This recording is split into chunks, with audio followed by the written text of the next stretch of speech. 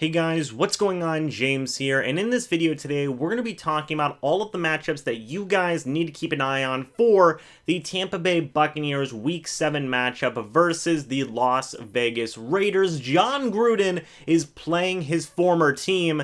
Now that he is a part of his former team, it's very confusing. The point is that Jon Gruden is playing the team that fired him, that being the Tampa Bay Buccaneers, and I am extremely excited for this matchup. This is probably in my top 3 most anticipated games of this year. The Kansas City Chiefs game was one of them. This game was one of them, and it was really a toss-up between the Packers and the Vikings game. I think the Vikings game I was very excited about, but this was definitely top 2 with this and the Chiefs game. I love this game. I think that both teams mash up very well. It's going to be basically just car crash after car crash types of matchups, and we will talk about that in a second, but this game has so many different storylines going into it, and I will be talking about them all throughout the week, but yeah, I'm very excited for this game. The Buccaneers are coming off of an insane win versus the Green Bay Packers where they demolished Aaron Rodgers through 3 quarters after that overall rough first quarter, and the Raiders overall are coming off of a pretty decent set of games in their own right. They gave the Kansas City Chiefs their only loss, and then since then they've been playing some pretty decent football. So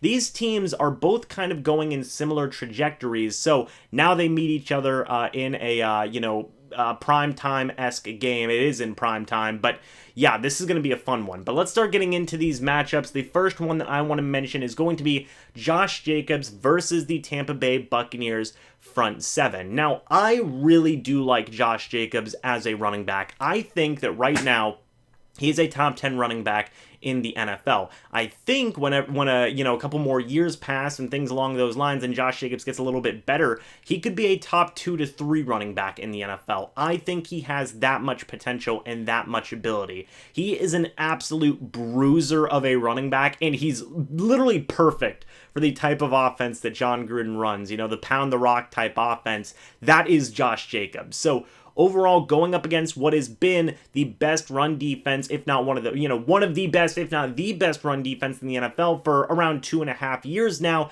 is gonna be a lot of fun to pay attention to and watch, I guess. Like I said, car crash type matchup where it's just one big truck being Josh Jacobs versus another big truck in the Buccaneers run defense, and then just smash them together and let's see what happens. So overall, last week, it was the first game the Buccaneers defense played without Vita Vea at the nose tackle position. Nacho held up very well, in my opinion, in terms of being the replacement for Vita Vea, and we saw a lot of different things. We saw Anthony Nelson getting rotated in there. Khalil Davis was not able to be a part of the equation because he is dealing with an ankle injury, but Jeremiah Ledbetter got some snaps in there, among a couple of other guys as well. So the Buccaneers have been doing some interesting things in that game against the Packers, and I would expect that to continue a little bit versus the Raiders now. And Ndamukong Suh played a very great game. William Golston continues to do some very, very underrated things in the run game. And this run defense really didn't miss a beat versus the Packers. They continued their dominance. Now the Buccaneers just traded for former Jets defensive tackle Steve McClendon. He has had 3 years in Todd Bowles' defense back whenever Bowles was the head coach for the New York Jets for a few years there. So I expect even more rotation now. I expect Nunez Roche. I don't know if I'm saying his name right. I expect Nacho. I expect Steve McClendon. I expect a couple of other guys like Khalil Davis, if he is healthy as well, to get more rotation and get more starting time in at that nose tackle position and keep the guys fresh versus what is a very powerful Raiders run game. So yeah, this is going to be a very exciting matchup. We will see which one will prevail. You would have to give the Buccaneers run defense the edge at this point, considering they've been dominant for 2.5 years now. Really, it's just a stamp of the defense at this point that they have one of the best, if not the best, run defense in the NFL. So pay attention to this one because the Bucs run defense is very good, but Josh Jacobs is a bruiser of a runner, and I'm excited. I just can't say that enough. I'm excited for this matchup. But the next matchup I want to mention is going to be Darren Waller versus Levante David and Devin White, who right now are playing like the best linebacker duo in the NFL. And that one that's just basically a fact right now. They are playing like the best linebacker duo in the NFL. Levante David, Defensive Player of the Year type numbers right now. And really, you could say a very similar thing for Devin White. They're going up against Darren Waller, who, in my opinion, is a top 4 tight end in the NFL right now. You have your very amazing tight ends, your Travis Kelce, your George Kittle, and Darren Waller's right up there with literally both those guys among a couple of other guys as well. He is so freakishly athletic, and he has such solid hands. He's right up there with the best of them. So this is going to be a lot of fun to watch. Levante David and Devin White's athleticism is going to be tested, and I think that they are going to be doing a very good job in coverage as they usually do. But Darren Waller, again, he is just such a good receiving tight end, and I think he could give this Buccaneers defense some problems if they take him lightly. So pay attention to that matchup. The best linebacking duo in the NFL right now going up against one of the best receiving tight ends in the NFL right now. That's a fun matchup.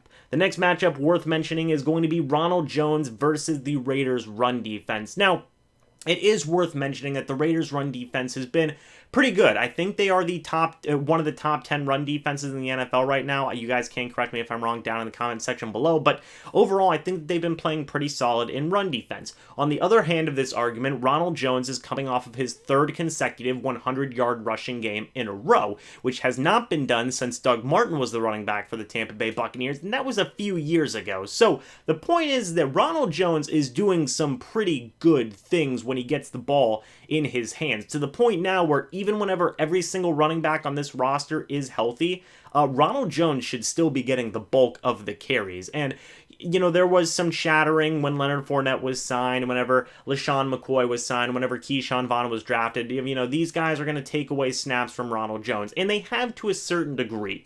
In certain offensive situations, in the receiving game a little bit, that has happened. But Bruce Arians so far has stayed true to his comments that he made when asked about it, when he said, you know, it's Ronald Jones' job to lose. If he doesn't do anything that will lose him the job, it's still going to be his job. And so far, he's doing the exact opposite. He is proving that it should still be his job to be the starting running back for the Buccaneers. I believe he is 5th in rushing yards right now, and I believe he's in the top 10 in carries for the NFL as well. He's having a great freaking season, and I'm all here for it. I love Ronald Jones, and he's playing some great football. So this is going to be another test for Ronald Jones. Let's see if he can get to 4 100-yard rushing games. I will be talking about that later on in the week as well. But yeah, this should be another fun one. Ronald Jones has been doing some great stuff. He makes his own yards, even whenever the run blocking isn't always great for the offensive line. He has a very nasty spin move whenever he gets hit with some contact. So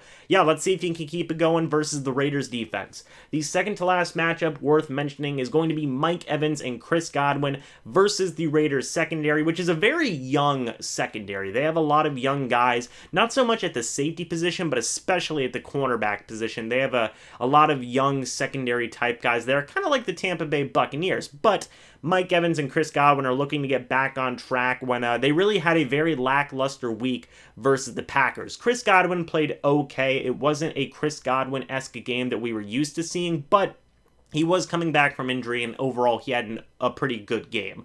Mike Evans, on the other hand, only had 1 catch for 10 yards.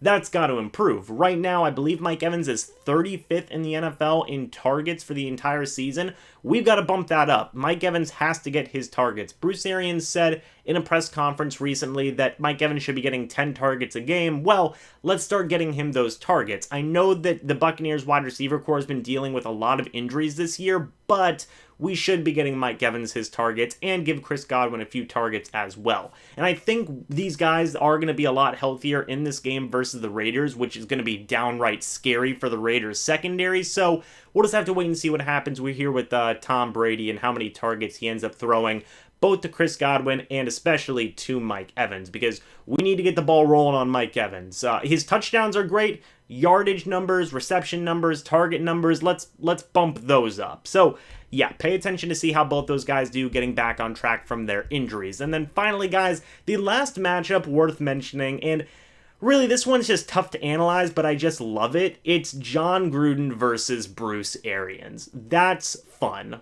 Okay, that's fun. You cannot tell me otherwise. It is 2 of the most likable personalities in the entire NFL going head to head. Two just, I was going to say loudmouth, but it's not like they're, yeah, loudmouth is, I guess, a good way to describe both these guys. Just, they will holler at you, and they don't really care who they're hollering at. They'll holler at the players, they'll holler at the refs. When they get mad, you can tell they are mad, and I love that. And just seeing these two guys, interacting with each other on the football field and seeing their reactions on the sideline here in primetime football is going to be awesome. And obviously Bruce Arians, he's the current Bucs head coach. John Gruden, the former Bucs head coach. A lot of history with John Gruden. He helped us win the freaking Super Bowl, for goodness sakes. He was our coach when we won. So there's so much history there, and I'm very excited. I'm just very excited to see both these personalities on the same football field coaching against each other, and it's just cool, man. It really is. That's all I have to say about that, and I'm sure I'll talk about it later on in the week. But overall, guys, that is going to be it for this video. Let me know what you thought about all of these matchups down in the comment section below, and what are some other matchups that you guys are going to be looking forward to in this game versus the Raiders. Guys, again, thank you so much for watching. I will see you guys in the next video or the next live stream. But until then, and as always, guys, goodbye for now, and go Bucs.